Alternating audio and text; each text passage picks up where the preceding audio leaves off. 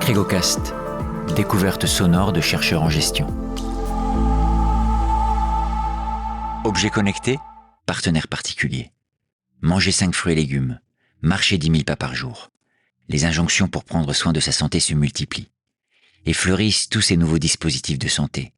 Bracelets, montres, balances, tous connectés, qui nous donnent des indices sur notre sommeil, notre activité physique, le nombre de calories brûlées. Des outils informatifs, mais qui nous motivent, nous coachent, des partenaires du quotidien, avec qui nous discutons, et qui finissent par nous connaître. Un peu, beaucoup, trop? Peuvent-ils nous surveiller, ces objets connectés? Récupérer des données sensibles qui pourraient être utilisées par des entreprises? Nous avions déjà, lors de précédents épisodes, abordé la confidentialité de nos données, notamment avec Anano Eslati. Mais avec tous ces petits appareils qui nous accompagnent partout, l'enjeu devient concret. Quel rôle les objets connectés jouent-ils dans nos vies? Faut-il en avoir peur ou s'en saisir? Pour répondre à ces questions, nous accueillons dans ce nouvel épisode des Crégocast Jean-François Desmoya, enseignant-chercheur au Crégo.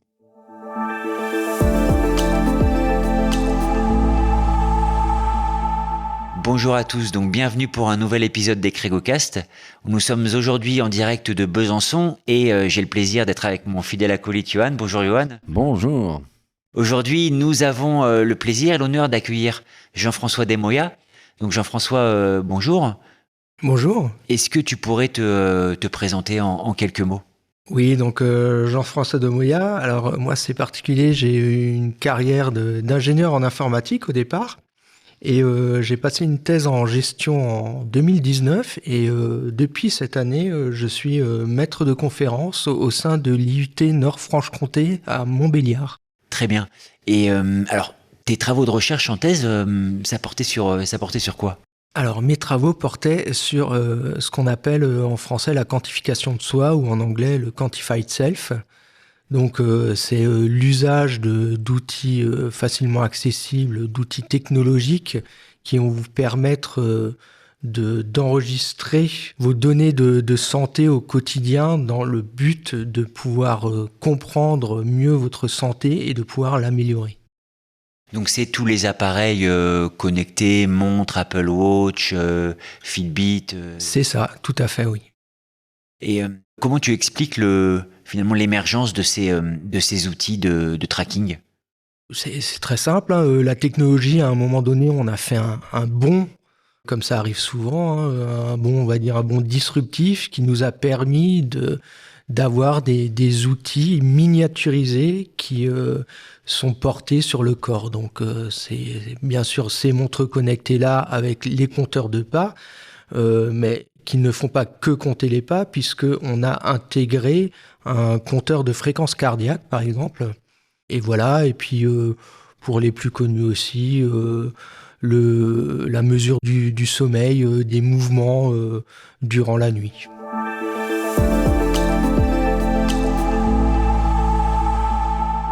Alors, qu'est-ce qui t'a intéressé dans ces outils? On peut porter un regard un peu technique sur ces objets. Tu nous as dit que tu venais du monde de l'informatique, donc on peut imaginer le lien. Ça peut intéresser aussi les gens dans le domaine de la santé, bien sûr. Mais quel a été, toi, ton regard et ton intérêt sur ces objets? Alors, dans un premier temps, mon intérêt s'est porté sur les bénéfices sur la santé, puisque je me suis interrogé sur l'utilité de ces choses. Est-ce que ces nouveaux outils étaient vraiment utiles ou allaient rester dans la catégorie gadget? Et donc, cet aspect-là qui m'a intéressé au départ.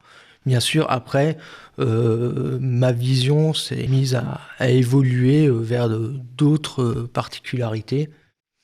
Donc, comme la surveillance, puisque j'ai fait une thèse en gestion des systèmes d'information.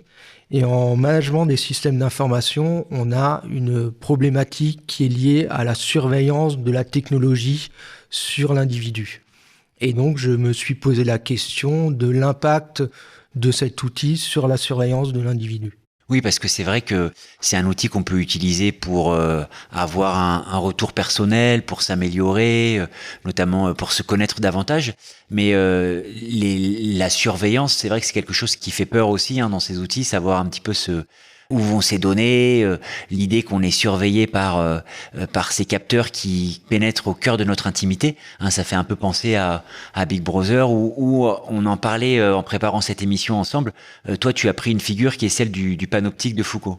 Oui, tout à fait. Alors, c'est intéressant justement, puisque j'ai été amené à lire 1984 de Orwell, qui a donc écrit ce livre dont une surveillance est appelée Big Brother, justement pour refaire un historique sur la surveillance depuis l'ère industrielle moderne, on va dire.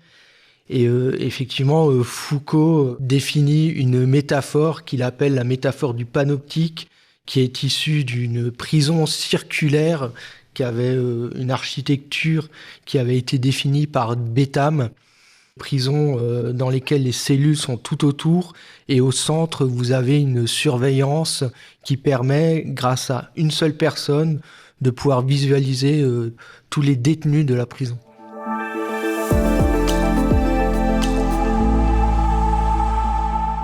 Donc dans la vision du panoptique de Foucault, il y a, comme tu le disais, cette zone centrale qui a vue sur l'ensemble des cellules de la prison. Mais est-ce qu'on peut vraiment parler de panoptique quand on évoque les outils de tracking et de soi quantifiés ? Alors oui, tout à fait, c'est une bonne question. Alors je reviendrai sur le principe fondateur du panoptique qu'on va appeler l'effet panoptique. C'est le fait d'avoir l'impression d'être surveillé en permanence, qui va faire que la personne va être influencée et va changer son comportement tout en ayant une économie de pouvoir, puisque ce n'est peut-être pas le cas, on va peut-être pas être totalement surveillé en permanence, mais on va quand même changer son fonctionnement et son mode de vie et son mode de comportement. Donc c'est ce qu'on appelle l'effet panoptique, c'est-à-dire ce changement de comportement parce que l'on se sent surveillé en permanence. Et je pense que effectivement, et puis on l'a démontré, que les outils de quantification de soi sont des outils d'effet panoptique, puisque on va avoir cette économie de pouvoir et cette surveillance, cette impression de surveillance permanente qui va faire que la personne va changer de comportement. Donc c'est-à-dire que c'est cet effet panoptique ou c'est le fait qu'on a des notifications qui nous disent d'aller faire nos pas, de dormir, de faire attention à ce qu'on mange ? En fait, il y a plusieurs choses, puisqu'il y a cet effet panoptique au départ. Ensuite, le panoptique agit sur plusieurs facettes. Le panoptique est un outil de pouvoir, mais le panoptique va aussi jouer sur la liberté, va jouer sur le comportement de la personne sur son corps et va jouer aussi sur une notion d'espace. Qu'est-ce que tu sous-entends par là ? Alors, sur la notion d'espace, par exemple, on peut dire que le panoptique, quelque part comme une prison, va enfermer la personne sur sa pratique. Elle va l'isoler par rapport à une pratique, par rapport à des mesures, puisque les mesures qu'elle va récupérer ne peuvent pas être comparées à des mesures d'un autre outil. Donc, quelque part, on se retrouve seul face à son outil sans pouvoir discuter et en parler à d'autres personnes et se comparer à d'autres personnes qui auraient une autre pratique, par exemple. Après, c'est un outil de pouvoir, c'est un outil de savoir, c'est un outil qui impacte le corps de différentes manières. Donc le pouvoir, parce que justement, comme tu l'avais dit, il y a ces notifications.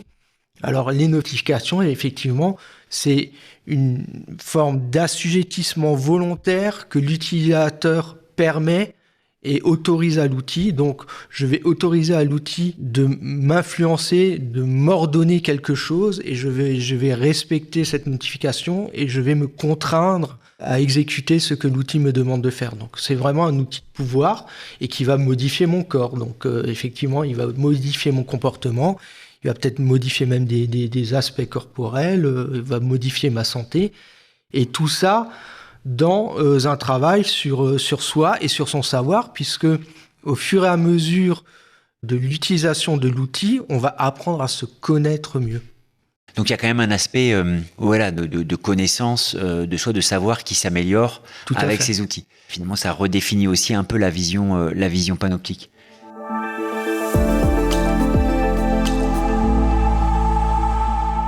En entendant parler de ces outils-là, je me pose la question du consentement, parce que le recours à Foucault et à la prison, a priori, on choisit pas trop d'être en prison dans le panoptique, alors qu'on choisit a priori librement d'utiliser une montre connectée pour les services qu'elle peut rendre.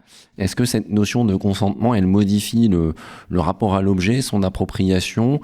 Est-ce que ça fait naître aussi des craintes? Qu'est-ce que tes travaux ont pu apporter là-dessus?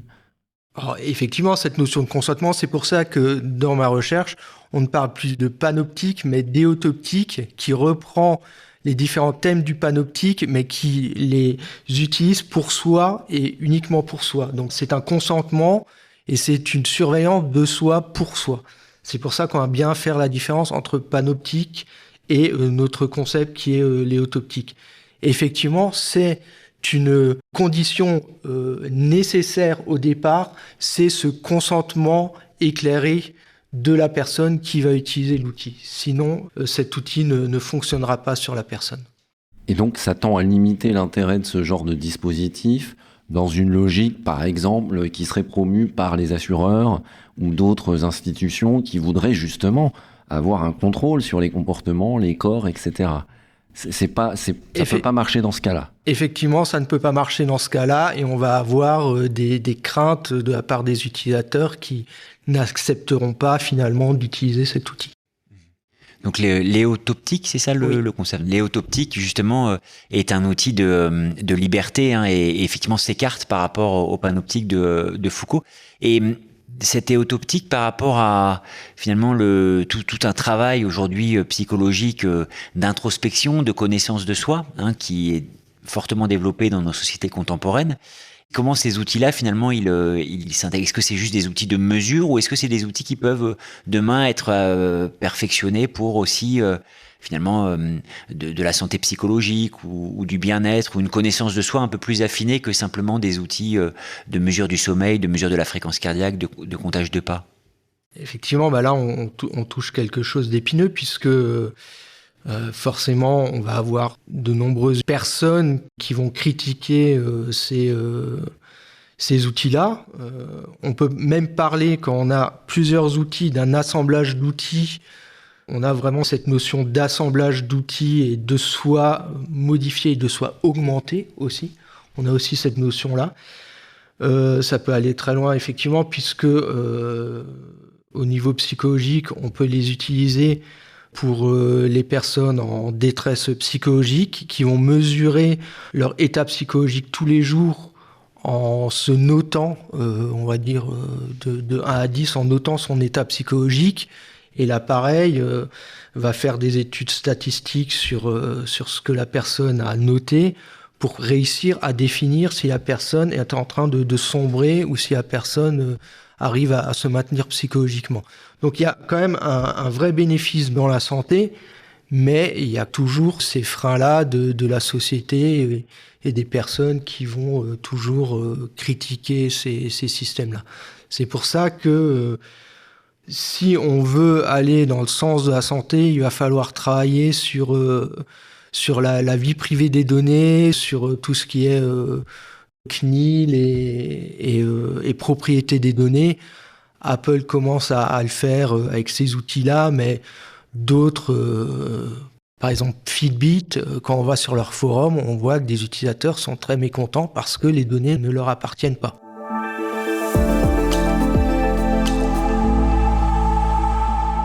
Alors pour terminer, finalement, quel pourrait être l'impact social de tes recherches à venir? Sur quoi tu aimerais travailler pour prolonger finalement ces recherches sur le soi quantifié? En fait, cette recherche est utilisée aussi dans le but d'avertir le public et d'avertir les institutions Et voilà, pour que ces outils soient utilisés de manière efficace et de manière bénéfique pour la société. Et justement, ces aspects-là du panoptique qu'on voit maintenant dans les opto-optiques nous permettent de faire des préconisations pour les marques et en tout cas de faire un plaidoyer pour l'usage conscient et éthique de ces technologies. Par exemple, quand je vous parlais d'enfermement, c'est pourquoi ne pas définir une norme internationale de mesure des données qui nous permettrait de pouvoir comparer les différents outils entre eux en disant cet outil est fiable à 5%, cet autre outil est fiable à 20%, et ainsi de suite. Et de se rapprocher des normes de santé, en fait, puisque à l'heure actuelle, la FDA aux États-Unis, qui est la fédération chargée d'autoriser les entreprises à mettre sur les marchés des systèmes de santé ou des médicaments à l'usage du public. La FDA n'autorise que très peu d'outils de ce genre-là parce qu'ils ne respectent pas les critères de santé. Aussi, pourquoi ne pas définir des profils types qui utilisent ces données, qui permettraient aux personnes de se réunir entre eux, entre profils types, et de pouvoir créer des communautés d'entraide par rapport à certaines problématiques. Je suis diabétique, je suis en surpoids, j'ai un indice corporel de 32, j'ai envie de rencontrer des personnes qui ont le même indice corporel que moi, je n'ai pas envie de rencontrer une personne qui a un indice corporel plus important parce qu'il va avoir une autre problématique. Moi, si j'ai un indice corporel de 30, j'ai un profil spécifique qui a besoin de se challenger pour faire certaines activités sportives et j'ai besoin de rencontrer une communauté qui me ressemble. À l'heure actuelle, c'est pas le cas. On peut rencontrer des communautés, mais c'est juste des communautés sur des forums. On n'a pas d'intelligence derrière qui va pouvoir vous orienter vers quelqu'un qui vous correspond. Donc tout ça, ça crée un certain enfermement encore que les entreprises pourraient libérer. Très bien.